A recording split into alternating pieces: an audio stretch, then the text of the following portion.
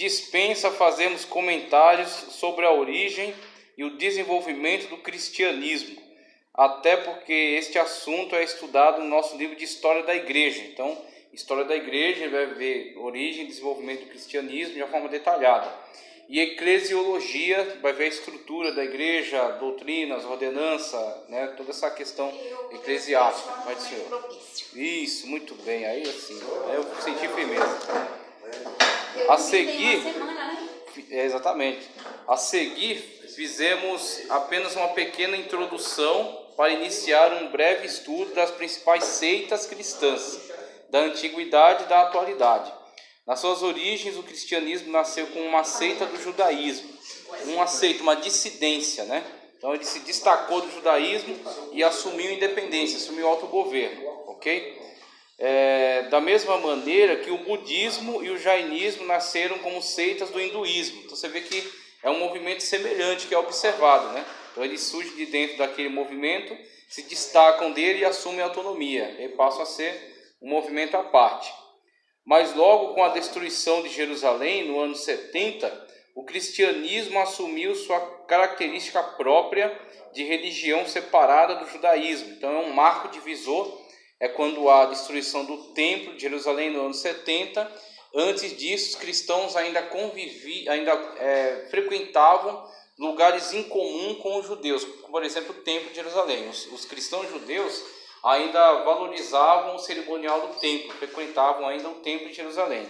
Quando a queda do templo, há uma separação agora total entre o cristianismo e o judaísmo. Então até os cristãos judeus não têm mais um lugar de convívio com os judeus, tá ok? E aí você vai ter posteriormente até o reinos, até o Império Romano, reconhecendo que há um grupo novo na sociedade, reconhecendo que há uma separação fundamental entre judaísmo e cristianismo. Isso demorou um pouco para acontecer. Durante muito tempo, os romanos não faziam essa distinção. Eles acreditavam que cristãos e judeus eram tudo a mesma coisa, faziam o mesmo sábado. Que eles usaram para fazer essa separação? Quando eles viram assim, principalmente os judeus, trataram de deixar isso muito claro, porque muitas vezes surgiam perseguições, e eram perseguições contra o cristianismo que poderiam atingir o judaísmo se eles não deixassem isso claro. Então eles falaram, olha, essas pessoas não têm nada a ver conosco, né? Eles são pessoas que se separaram de nós, são seitas, são seguidores de Jesus Cristo, que segundo eles eram mentirosos, eram herege. Então os judeus da corte de Roma trataram de deixar isso muito claro. E aí os romanos passaram a ver essa divisão, separação fundamental entre judaísmo e cristianismo. E aí haviam ações contra os cristãos que nem sempre atingiam os judeus. Às vezes haviam ações contra os judeus e às vezes havia uma perseguição geral a esses grupos. O cristianismo veio após a Cristo vir. Exatamente, Cristo é a origem. Antes de Cristo você tem o judaísmo, principalmente, exatamente. Aí no judaísmo você tem aquelas facções. Então existe o judaísmo bíblico, né, o judaísmo que está na Sagrada Escritura, e existe os intérpretes do judaísmo, que são aquelas facções. Então você tem fariseus, saduceus, escribas, zelotes, essênios, você tem as facções que cada uma lê e entende da sua maneira. Aí Cristo vai vir e Cristo vai afirmar a verdade bíblica. Vai falar, não vai cair um jota ou um tio da lei sem que se cumpra. Então Cristo vem restaurar, tá certo? A Bíblia Sagrada, a Palavra de Deus, como uma fonte única, a única regra de fé e prática, de fé e conduta. E aí quando Cristo assim o faz, os seus seguidores, os seguidores do Senhor Jesus Cristo, serão então chamados cristãos. Eles são chamados cristãos posteriormente. Você tem o advento de Cristo, a fundação da igreja, quando Cristo dá a sua vida, né, e ressuscita. Ali você tem um grupo que está em torno dele, apóstolos e discípulos. Ali você tem a igreja, a primeira igreja, a célula-mãe da igreja. Quando vem o Pentecostes, você tem a capacitação agora dessa igreja para atuar de uma forma mais forte no mundo. Aí você vai ter a expansão da igreja, tá ok? Quando a igreja começa a se expandir, chega em Antioquia, algumas pessoas que observavam os cristãos, por eles pregarem tanto acerca de Cristo, até talvez tenha sido até num tom de chacota, mas não há problema. É que nem quando nós fomos chamados de protestantes. porque estavam protestando contra o regramento da Igreja Católica Apostólica Romana. Então esses são os que protestam, né? Eles são protestantes. Geralmente a gente se autodenomina reformados, mas eles nos chamam de protestantes, que também não é grande problema para nós. E a palavra cristianismo é oriunda de Cristo. Exatamente. Aí vão nos chamar de cristãos, os que pregam sobre Cristo. Então, cristianismo de Cristo, cristão de Cristo. Então, exatamente. O cristianismo engoliu o judaísmo. É o que acontece. Em muitos aspectos, sim, porque os primeiros adeptos são judeus.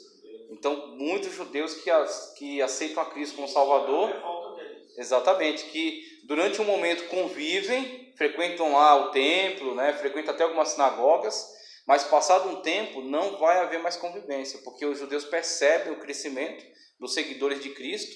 Aí eles chamam de seita do caminho, chamam de nazarenos, chamam de galileus, eles chamam de alguns nomes que para eles são pejorativos. E aí, passado um tempo, eles percebem que estão crescendo muito, estão ganhando muitos judeus, e os judeus agora começam a endurecer, começam a, de fato, expulsar os cristãos. O catolicismo, né? O cristianismo está ganhando do catolicismo. Mas o catolicismo também é oriundo do exatamente. Se a gente dizer cristianismo é um grande grupo, tá? Cristianismo é aquele contém, está contido. Cristianismo contém, catolicismo está contido no cristianismo, protestantismo está contido no cristianismo, Igreja Ortodoxa grega ou russa, tá certo? Eslava, está contida no cristianismo. Então, o cristianismo é um grande grupo. Geral. Aí o catolicismo, você pode dizer, os grupos protestantes estão crescendo em relação aos católicos, né? Estão crescendo em relação aos ortodoxos. Aí dá para colocar. Ô, Júnior, é porque o cristianismo, não quer dizer só nós, qualquer religião que tenha Cristo como Cristo, que creio que eles veio, é oriundo de cristianismo. Exatamente. Não necessariamente é correta. Por exemplo, os espíritas, né? Que tem eu sei. O espiritismo segundo o Allan Kardec e tal. Exatamente. Evangelho segundo Allan Kardec.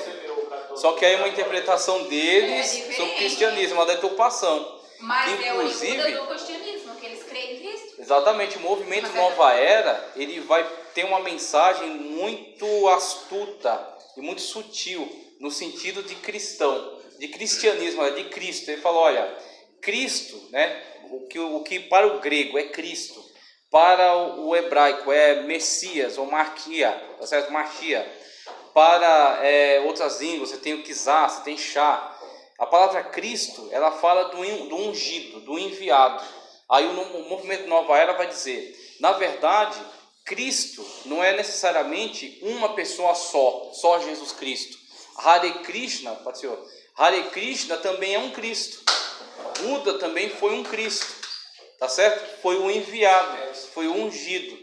Então eles dizem que, na verdade, o cristianismo, nessa pegada, né, nessa concepção, ele é um movimento místico muito maior. Aí você vê um sincretismo tentando engolir o cristianismo, tentando colocar o cristianismo na roda, tá certo? E incluir o cristianismo dentro de todo o seu movimento. Aquilo que a gente viu quando estudou o hinduísmo. O hinduísmo ele tenta engolir todas as outras concepções religiosas.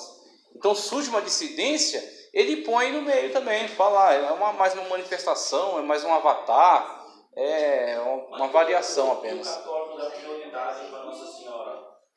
Aí você tem a influência, eu vou chegar aí, eu vou abordar isso aqui daqui a pouco. Você tem a influência do paganismo no cristianismo. É muito pertinente isso, porque geralmente o catolicismo, ele tenta se afirmar como o cristianismo original. E aí temos um engano, porque o cristianismo original não tem as características que foram adotadas pelo catolicismo romano. O catolicismo romano teve a interferência de alguns movimentos pagãos que entraram dentro do movimento e incentivaram a construção de algumas doutrinas antibíblicas, algumas heresias. Algumas heresias como, por exemplo, a Assunção de Maria. Então você tem essas situações aí que faz do catolicismo um movimento distinto do cristianismo primitivo. Você tem uma diferenciação. A gente vai chegar nisso aí agora. Veja, você tem a parte que eu li aqui do início, né, quando eu falo aqui sobre a questão da igreja, que ele vai tratar isso de uma forma mais específica, História do Cristianismo e Eclesiásticos e Eclesiologia.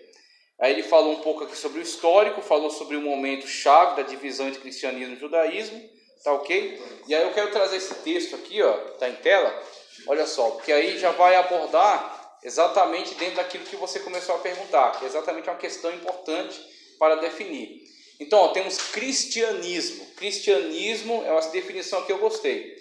É uma religião centrada na vida e nos ensinamentos de Jesus de Nazaré. Muito bem, então Jesus de Nazaré é o Cristo, ele é o líder, tá ok? Então, a partir de Cristo, vão vir os seguidores dele. Então, o Cristo, Jesus Cristo, ele não é seguidor de si mesmo. Porque eu gosto de fazer a pergunta, Jesus Cristo é cristão? Jesus Cristo é mais que um cristão, ele é o líder dos cristãos. O líder encabeça a fila, o líder é o que dirige todas as coisas. O líder não segue a si mesmo, ele é seguido pelos demais. Então é Jesus Cristo que dá a trajetória, o caminho, ele é o líder. Sendo o líder, todos que vêm após ele são cristãos, porque são seguidores do Cristo, tá certo? De Jesus Cristo. Isso se aceitar ele. Se aceitar ele, exatamente, como o único e suficiente Salvador, exatamente. Então, tem que ser centrada em Jesus de Nazaré, nos seus ensinos, na sua vida, no seu exemplo, nos seus referenciais. Se a gente começar a colocar outras pessoas ao lado de Jesus, não é Jesus e é os concílios. Pronto, já não é mais, Jesus não é mais o líder, Jesus é parcialmente líder. E numa situação dessa aí, ele vai sendo colocado marginalizado, até chegando a um ponto que a gente segue mais os concílios do que Jesus. Não é Jesus e os preceitos papais, as bulas papais. Não é Jesus e a teologia da igreja. Não, então Jesus não é mais nosso líder. Agora Jesus cedeu liderança a outros grupos. E é onde entra os desvios. O judaísmo fez isso em relação à Torá. Não é só a Torá, é a Torá escrita e a Torá oral, que foi constituída depois na Mishnah, na Gemara e no Talmud. Toda a coletânea que resgata a tradição oral, que eles dizem que tem origem lá no Monte Sinai ainda. Foi passada de geração em geração. Então eles dão essa desculpa aí para dar uma autoridade à Torá oral, as tradições, a Kabbalah, as tradições, e colocar elas no mesmo nível da Torá escrita, recebida por Moisés no Monte Sinai. Então, quando eles fazem isso, eles estão novamente dividindo. Não é mais Jeová através da sua lei, mas é Jeová mais os sábios. E aí Jesus fala, o vício que diz os antigos, eu porém vos digo. Jesus Cristo não tinha compromisso com os antigos, não tinha compromisso com os comentaristas, não tinha compromisso com os mestres da lei. É problema deles que eles disseram. Ele veio para cumprir a lei. Assim também em relação ao cristianismo. É Jesus de Nazaré. Os demais estão todos abaixo dele. E só serão ouvidos se não entrarem em contradição com aquilo que ele disse. Se disserem qualquer coisa que contradisse as palavras de Jesus de Nazaré, automaticamente está excluído. Porque Jesus de Nazaré é o líder. Nós somos cristãos, então nós somos cristocêntricos. Veja só. Tais como são apresentados no Novo Testamento. Os apóstolos que falaram acerca da vida do Senhor Jesus, das suas obras, dos seus feitos, da sua morte e ressurreição, dos seus ensinos, tá ok? A fé cristã acredita essencialmente em Jesus como o Cristo, Filho de Deus, Salvador e Senhor. Maravilha. Então, este aqui, conforme eu passei aqui, esse aqui é o cerne em torno do cristianismo. É Jesus de Nazaré, através da sua palavra. Então, quando a gente exalta uma instituição, e uma instituição, ela tem toda uma política, ela tem interesses humanos atrelados, ela tem toda uma manipulação, de poder, para que ela possa se estabelecer e se solidificar e se eternizar no poder. Quando a gente coloca uma instituição pareada com Jesus e com a Bíblia, nós estamos dividindo a liderança, nós estamos arrancando Jesus do trono de liderança, colocando ele de lado e colocando uma liderança, uma instituição ao lado dele. Isso é impensável, isso é absurdo. Isso é uma deturpação do cristianismo, que é exatamente pelo que a reforma brigou. Falou, nada de concílios, nada de papa, nada de bulas, nada de instituição, só a escritura, só a gratia, tá certo? Só a fide, só lhe deu glória, e por aí vai. Então, eles afirmavam que Cristo e que a sua palavra está acima de todas essas coisas. Então, ele é o centro, é o centro de toda a nossa fé. E aí nós vemos aqui as seitas do cristianismo, quando a gente vê que dentro do cristianismo, surgiu do judaísmo, se separou do judaísmo por causa dessas questões, tá certo? Cresceu, se tornou maior que o judaísmo, se expandiu. E nesse movimento de expansão, ele vai se espalhando pelas terras, vão surgindo lideranças diferenciadas e vão surgindo especulações em cima da fé cristã pura, genuína, tradicional, a primitiva. Vão surgindo especulações em cima dela, quando pessoas vão tentando fundir o cristianismo puro, primitivo, da igreja de Atos Apóstolos com outras concepções. Aí surgem as seitas, que é o cara tá saindo da linha central e está começando a tomar um desvio, tá certo? E aí vão surgir diversos concílios para combater as heresias, vão surgir apologistas para combater os hereges, vão surgir agora movimentos da igreja para estabelecer o cânon, para livrar a igreja da contaminação pelos apócrifos e pseudepígrafos. Apócrifos, de modo geral, todo escrito que não é canônico, é apócrifo. Dentro de apócrifo você tem pseudepígrafos, que são, além do texto ser um apócrifo, o cara ainda atribui aquele texto a um personagem importante da fé. Apocalipse de Pedro. E o cara quer dizer que aquele negócio foi escrito por Pedro. Vamos ler. Um monte de ideias gnósticas. Não foi Pedro. A primeira e segunda carta de Pedro, e o que os evangelhos e o que Atos dos Apóstolos dizem sobre Pedro, não bate com o que está escrito aí, nesse Apocalipse de Pedro, tá? Como eles dizem ser de Pedro. Então o negócio, além de ser um apócrifo, é um pseudepígrafo. É pseudo, é falso. E aí, epígrafo que atribui a uma pessoa, dá um nome, diz que é daquela pessoa, sendo que não é. Tá ok? Então temos aí esses diversos elementos contaminantes que têm que ser combatidos, têm que ser arrancados, têm que ser evitados, para que o cristianismo puro não seja contaminado. Todavia, com o passar do tempo, nós vimos que alguns movimentos surgindo trouxeram muitos problemas, né, para o cristianismo, porque se fortaleceram como instituição e se impuseram sobre a fé original. Tá ok? Pode ser, tudo bem? Obrigando muitos cristãos sinceros a se levantar contra essas deturpações. A gente fala muito de Lutero, a gente fala muito da Reforma Protestante de 1517, uma coisa assim. Devo estar enganado. Eu sou péssimo com data. Deixa eu ver aqui para não colocar a data errada. A data certinha da Lutero em relação a aquele documento, né, que ele apregou na porta da igreja de Wittenberg, conclamando aí a um debate, né? Ele não tinha intenção no primeiro momento de rachar a igreja, ele não tinha intenção de sair dentro da igreja católica.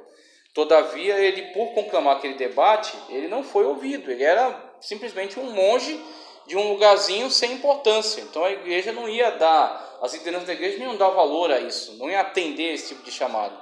Assim a coisa foi se desenvolvendo de uma tal maneira, tomou proporções não somente religiosas, mas políticas. Mas antes de Lutero, houveram outros que se levantaram também, exigindo que a igreja retornasse à Bíblia. Você tem Pedro Valdo, você tem John Hus, você tem Wycliffe, você tem Savonarola, de dentro da igreja mesmo, tá certo? Pregando duramente contra muitos péssimos hábitos que tinham sido adotados dentro da igreja. Então você tem muitas vozes que estão clamando para que a igreja ela retorne à Bíblia. A igreja retorne à palavra como centro, a palavra como mestra. Agora a igreja não deu atenção, a instituição que se formou não deu ouvidos a isso, permaneceu, né, nas suas práticas, e assim houve o grande racha. Se tivesse acontecido essa reforma, como seria hoje a igreja protestante? Olha, se não tivesse tido a reforma por Lutero, ia haver a reforma por algum outro, porque tinham vários movimentos exigindo reforma. Então Lutero foi só o estopim da coisa. Então quando Lutero prega aquele documento lá com as 95 teses, chamando para o debate, assim, ele já está, é uma bomba que está prestes a explodir. E aí ele foi lá e acendeu o pavio. Mas estava tudo pronto já. Se Lutero tivesse acovardado, não tivesse feito isso, em seguida ia levantar um outro e ia fazer, porque tinham muitos se levantando nesse mesmo viés. Agora Lutero estava assim, numa situação central, porque quando ele tem essa iniciativa, ele tem todo um grupo de políticos, né, de reis, de príncipes na Alemanha, que já estavam insatisfeitos com a instituição católica e apostólica romana, por causa do peso dos impostos, por causa do autoritarismo dessa instituição. Então, quando Lutero se levanta, primeiro a coisa ia ser um debate só. De um debate se torna um movimento de protesto. De um movimento de protesto agora se torna um interesse político. Que os caras veem, não, a gente já está de saco cheio da intransigência da igreja, vamos apoiar esse cara aqui e vamos fundar uma igreja para nós. E aí quem incentivou mesmo a separar e a fundar um outro movimento foi esse apoio político. Sem esse apoio político, sem esse apoio desses grandes representantes, a coisa não ia rolar. Não ia acontecer da maneira como aconteceu. Então, teve, né, já a revolta já havia há bastante tempo, desde Pedro Valdo e até outros que não são mencionados, mas que se levantaram. Ia acontecer. Se não fosse por Lutero, ia ser outro. Aí, quando aconteceu no tempo de Lutero, veio convergir com outros interesses políticos que haviam também na separação. Veja, agora o que eu quero passar aqui, ó, é essa questão dessa separação. Você tem ali, ó, cristianismo primitivo. Então você tem a morte e a ressurreição do Senhor Jesus Cristo e a primeira igreja, a igreja núcleo, tá ok? Que você observa ela em Atos dos Apóstolos. A gente, quando fala de igreja modelo de Atos dos Apóstolos, presta atenção, não entenda incorretamente. Eu não estou dizendo que a igreja de Atos dos Apóstolos é perfeita. Ela não é perfeita, porque as pessoas não são perfeitas. Então, naquela época, as pessoas também tinham problemas, elas também tinham defeitos, elas também tinham pecados. Por que nós falamos igreja modelo de Atos dos Apóstolos? Porque aquela igreja está fiel àquilo que Cristo deixou. Então, você não vê essa carga de heresias, essa carga de modificações que vão surgindo nas igrejas posteriores. E com relação a essas modificações, não se engane, no movimento reformado também tem problemas de afastamento em relação à igreja primitiva. Tá certo? Não é só a igreja católica tem esses problemas, mas a igreja reformada saiu da igreja católica, mas não se tornou a igreja perfeita.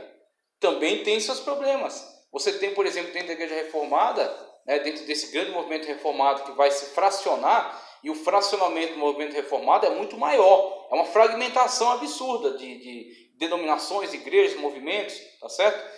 Então, você vai ter, dentro dessa grande, primeiro, essa descentralização, primeiro, que muitas pessoas veem como algo muito negativo. Eu, na verdade, não vejo como tão negativo, essa descentralização. Esse fato, tem 1000 movimentos dentro da reforma, né, de diversas igrejas diferentes, com seus líderes, com seus concílios, com as suas convenções. Eu não vejo um grande problema nisso. Por quê? Se você for buscar biblicamente falando, mesmo que em alguns momentos você encontre alguns autores da patrística, tá certo? Eu falei para vocês aqui sobre patrística na educação cristã. Quando você tem os primeiros representantes da igreja que ganham destaque, que começam a defender a igreja dos ataques, tá? E começam a desenvolver alguns escritos apologéticos. Então você tem desde muito cedo alguns que usam já o termo igreja católica. Mas em que sentido esta igreja era católica? No sentido de ser universal, porque a palavra católica no romano é universal, no latim é universal. Então, no sentido, a igreja universal. O que é esta igreja universal? É uma igreja constituída por todos os cristãos, tá ok? Mas onde está a liderança central desta igreja universal, dessa igreja católica? Não será observada antes da instituição Igreja Católica Apostólica Romana. Quando você tem a ascensão, tá certo? Como eles dizem na lista, eles colocam que Pedro foi o primeiro Papa. Mas, na verdade, você não vê Pedro dando ordem na igreja de Paulo. Você não vê Paulo dando pitaco na igreja, tá certo? Administrada por outro apóstolo. Nem outro apóstolo dando pitaco na igreja do outro. Então, cada um se vai para o seu lugar onde foi evangelizar, onde foi exercer o seu apostolado, e cada um exerce autoridade no seu lugar.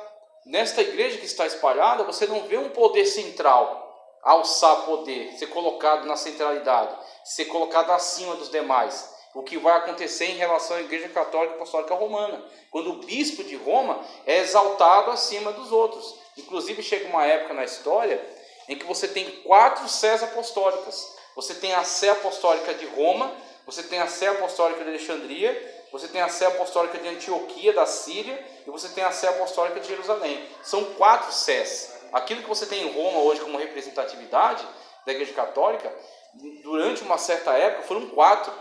Os 4 tinham autoridade semelhante.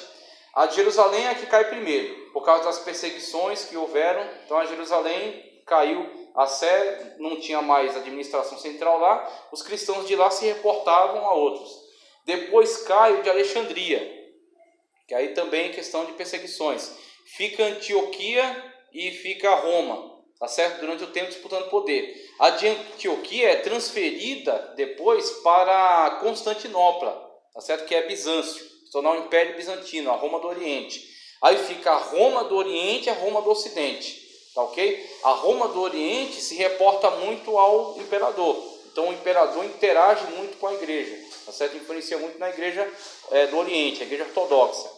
A igreja do Ocidente, Roma estava em frangalhos, os bárbaros haviam invadido, haviam destruído aquilo, não tinha representatividade ali. Tanto que quando Átila vem, quem vai até ele para negociar a paz não é o imperador romano, não é um rei de Roma, é o Papa Leão X. É ele que negocia a paz com Átila. Então ele se torna um representante de fato ali. Então o bispo de Roma, ele ganha poder eclesiástico que ele já tinha e ele também enquadra o poder político. O cara se torna um representante máximo de Roma. E aí ele vai crescendo em poder até que chega um momento em que ele se declara acima, ele se declara o representante central, tá certo? O Papa, ele não é mais o bispo de Roma, ele é o Papa agora, tá certo? E aí, a partir dessa mentalidade é que você vai ver a ascensão desta igreja como detentora agora de todo o poder, quando vai haver depois o cisma, e aí vai ter, para cá fica a igreja apostólica, católica apostólica romana do Ocidente, tá certo? De Roma, que vai dominar agora sobre todas essas nações, antigas nações bárbaras que vão ser cristianizadas e vão dar origem à Europa. Até que quando chega na época de Carlos Magno fortalece ainda mais o poder da igreja, submetendo os antigos bárbaros e afirmando agora a igreja de fato como uma instituição dominante sobre toda a região. Enquanto a igreja ortodoxa oriental, a grega, tá certo? Ela vai ficar sempre nessa interação com o imperador, então ela não se coloca como um poder central. O patriarca, no caso de Roma é o Papa, no caso do oriental é o patriarca.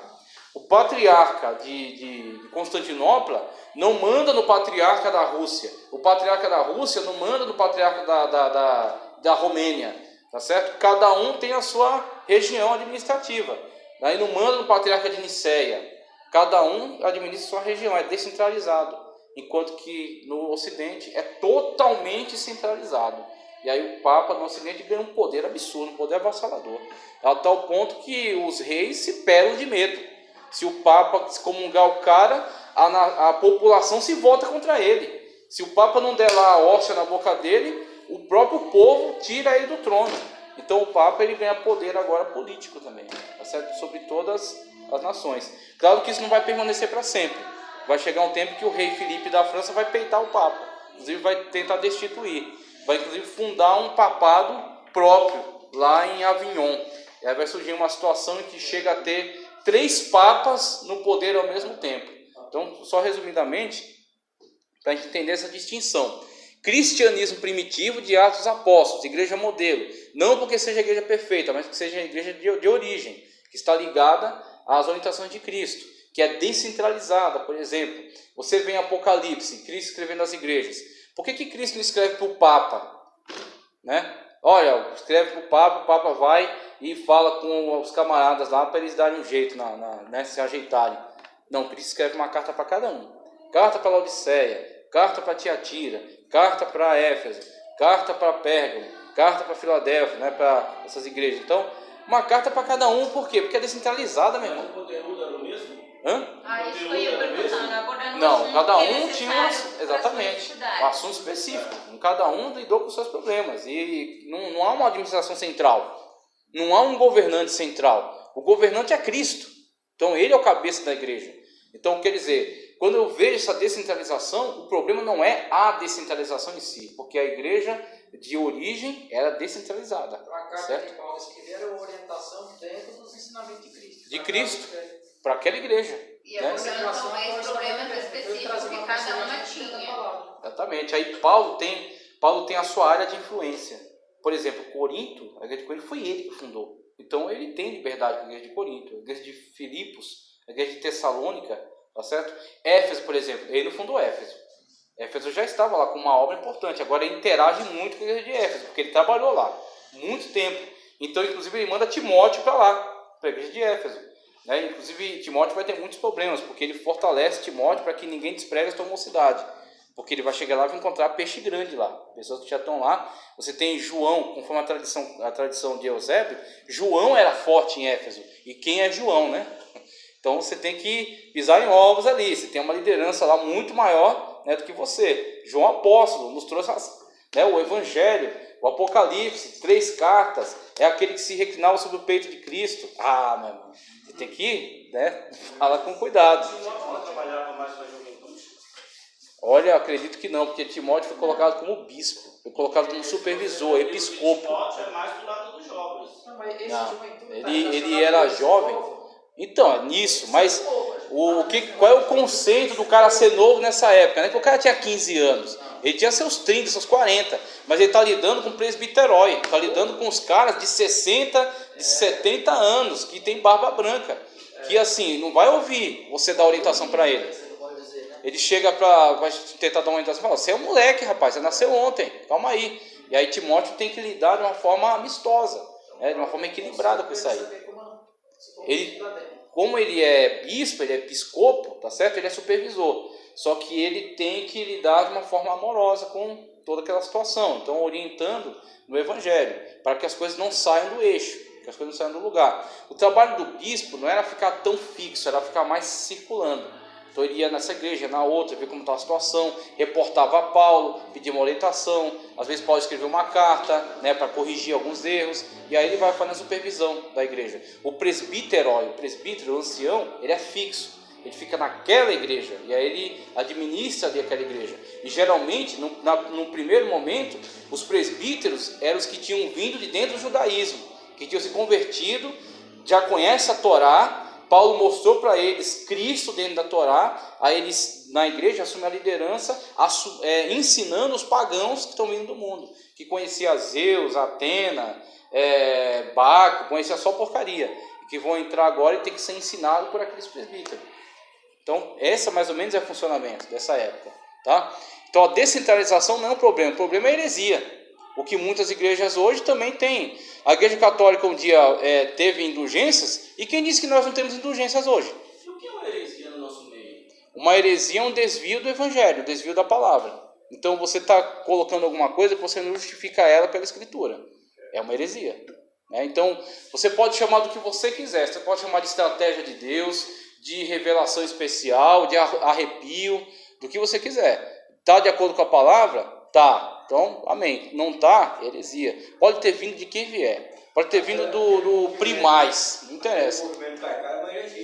Ele é porque ele não tem justificativa da escritura. Quando você vai ver aquelas pessoas que passaram por uma situação em que caíram, o incentivo nunca é para que eles caiam. Eles geralmente são colocados de pé. Põe-te em pé e falarei contigo.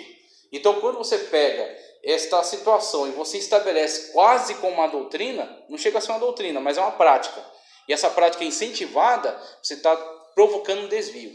Então é um desvio, né, que você está começando a deturpar a liturgia do culto. Tá, ok?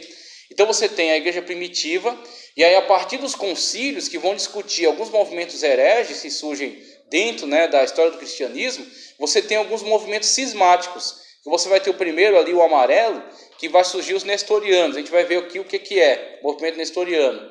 Depois, que é o concílio de Éfeso. O concílio de Éfeso discute algumas coisas em relação à cristologia. A questão ali é cristologia. Surge essa dissidência dos nestorianos. Os nestorianos, olha só a situação. Ó. Esse patriarca deles chegou a ser alguém importante na igreja. Mas depois, por ele defender algumas questões cristológicas complicadas, ele acaba sendo excluído. Quando ele é excluído, ele não está mais dentro o concílio não permite que ele fale mais ali, não permite que ele ensine ali, que ele presida aquelas igrejas. Mas ele tinha muitos seguidores já, tinha muitas pessoas que concordavam com ele. Assim ele vai para um outro lugar e continua lá. Ele não será mais aceito para aquelas igrejas, mas ele abre uma outra igreja. Inclusive o movimento nestoriano é muito famoso nos países do Oriente Médio. Até hoje você encontra cristão nestoriano nesses lugares. No Iraque, por exemplo, poucas igrejas conseguiam permanecer no Iraque. O movimento nestoriano conseguia. Eu acho que também na Índia, porque eles eram muito antigos lá, então eles foram incorporados na tradição local. E aí o pessoal tolerava eles lá. É um movimento que não consegue crescer muito, mas é tolerado. Então o pessoal fala, deixa eles lá, eles ficam aí. Então você tem os nestorianos que surgem por causa do concílio de Éfeso. Você tem o concílio de Calcedônia depois. O de Éfeso em 431. O de Calcedônia em 451. E aí você vai ter o surgimento dos monofisistas, tá certo? Ou eutiquianos, que vão também se separar e fundar um movimento à parte, ok? E aí você tem, esses movimentos se destacaram, continua ainda a igreja. Só que a igreja, ao longo dessa caminhada histórica, ela está já sofrendo influências, né, da paganização. Por quê? Você tem a partir de 300, tá certo? 300 e pouco da era cristã, sou péssimo para data, não guardo datas. 300 e pouco da era cristã, você tem a questão de Constantino. Constantino surge como alguém que favorece o cristianismo. Vem o Edito de Milão, que é favorável, não permite mais a perseguição aos cristãos. Depois Constantino muda a sede para Constantinopla, como eu falei, né? Funda o Império Bizantino. E aí, a partir disso, né, principalmente no Oriente, você tem muita interferência do imperador na igreja, ok? Em questões políticas. Não na questão da escritura. A escritura já estava pronta. Ela simplesmente foi organizada, mas já estava pronta. Mas você tem esse desenvolvimento e você tem essa mistura, tá ok? Então começa a surgir essas interferências que são prejudiciais para a igreja. Até que quando chega na época do grande cisma, quando vai separar a igreja católica do Ocidente com a igreja ortodoxa grega, a igreja do Oriente, você já tem uma igreja, né, uma igreja que já está bastante deturpada em relação à mensagem original. Você já tem uma igreja que adotou diversas práticas que são, na verdade, contrárias ao evangelho, são heréticas, tá ok? É a situação da igreja na época do cisma. Então você vai ter o grande cisma do século XI, tá? 1200 e pouco da era cristã, e aí vai ter o catolicismo romano, como eu já falei para vocês, que se engrandece, né? Se engrandece aí no Ocidente. Inclusive ele coloca ali até catolicismo romano e catolicismo romano também presente em regiões do Oriente, tá? Com ritos orientais. Mas é um catolicismo ligado ao Papa, ligado ao catolicismo romano. E por outro lado, a linha azul que segue abaixo ali é a igreja ortodoxa oriental, conforme eu já expliquei para vocês. Então é um movimento ortodoxo, que é mais descentralizado, mas por outro lado também é mais submetido, subjugado, subalterno ao imperador. Então há uma interferência da política dentro da igreja, tá ok? E aí lá na frente, lá em cima, Reforma Protestante, século XVI, que é onde entra a questão de Lutero. Lutero ele vai ser a ponta do iceberg, porque abaixo de Lutero você tem todo um movimento de pessoas que já lutavam por essas reformas. Pedro Valdo, como eu citei, John Hus, Wycliffe, Savonarola, toda essa galera que já estava brigando por uma reforma na igreja. Estava brigando para que a igreja ela voltasse para a escritura, abandonasse essas práticas. A igreja mesmo, não para separar da igreja, mas que a igreja mesmo fizesse essas mudanças. Até que a igreja recusa todas essas propostas. Aí vem Lutero, as 95 teses. Os políticos da Alemanha defendem Lutero, protegem ele, dão todo o apoio para ele. Ele é colocado no castelo de Warburgo. Lá no castelo de Warburgo ele simplesmente traduz Antigo Testamento para o alemão, tá? Já havia aí outro cara também que estava trabalhando com tradução, que era o Erasmo de Roterdã. Erasmo de Roterdã, que é um cara mais liberal. Ele assim, não é católico praticante, ele é simpatizante, ele é mais liberal. Mas ele valorizava a escritura, então ele já estava fazendo algumas traduções, tá certo? Do grego. Queria sair da Vulgata Latina e ir na fonte e traduzir. Pegar a Bíblia e colocar na linguagem chamada vernáculo, que é a língua das pessoas. Então, o alemão, o inglês, o francês, deixar a Bíblia mais acessível. Então você tem tanto a questão de Erasmo de Roterdã trabalhando na tradução, quando você tem a questão da imprensa, da máquina, né, de imprensa de Gutenberg. Ele pega uma máquina de espremer uvas e ele adapta pranchas e caracteres móveis. Então ele pega lá a prancha, qual é a página? Aí ele vai lá, arruma os caracteres, carimba, carimba, carimba, carimba 1000 folhas, aí muda uns caracteres, carimba, carimba, carimba. Você consegue fazer 1000 Bíblias. O que antes era 1 ano para copiar uma Bíblia, agora você faz 1000 Bíblias agora em um mês. Não sei se é nessa proporção, mas é mais ou menos uma transformação nesse nível. Então esses movimentos, tanto Erasmo de Roterdã, traduzindo, Gutenberg, a imprensa, Lutero, traduz o Antigo Testamento e o Novo Testamento para o alemão, tá certo?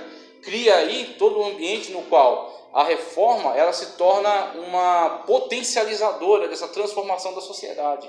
E aí a Igreja Católica Romana não consegue mais segurar, não consegue mais barrar esse movimento, porque muitas pessoas aderem, muitas pessoas abraçam, e os políticos